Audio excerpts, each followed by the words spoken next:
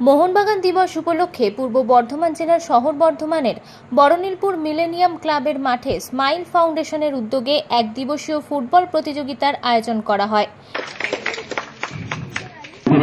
আমাদের 14 নম্বর ওয়ার্ডের পুরপিতা রাজবাড়ী হালদার মহাশয়কে বরণ করে বরাবরই আমরা দেখেছি যে মোহনবাগান ক্লাবের সঙ্গে সে সবসময় যুক্ত থাকে এবং তার মাধ্যমে যে বিভিন্ন ক্রীড়া প্রতিযোগিতা বাচ্চাদেরকে খেলার প্রতি আরো এগিয়ে নিয়ে আসা যে উদ্যোগ, একজন মোহনবাগান ক্লাবের সমর্থক হয়ে আমাদের বর্ধমানের নীলপুরে, তার জন্য তাকে সাধুবাদ জানাই। এখানে আরো অতিথিবর্গ আছেন। এই খেলায় 16টি দল অংশগ্রহণ করেছে। এদিন সাংবাদিক একাদশ ও স্মাইল ফাউন্ডেশনের মধ্যে একটি বন্ধুত্বপূর্ণ খেলা অনুষ্ঠিত হয়। খেলায় ট্রাইব্রেকারে 1-0 গোলে জয়লাভ করে স্মাইল ফাউন্ডেশন।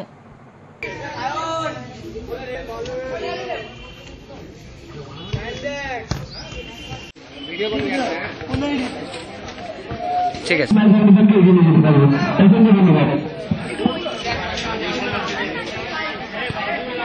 প্রথমেই আমি 29শে জুলাই মোহনবাগান দিবস গেছে, আর স্মাইল ফাউন্ডেশন সংগঠন একটি মোহনবাগানের সংগঠন।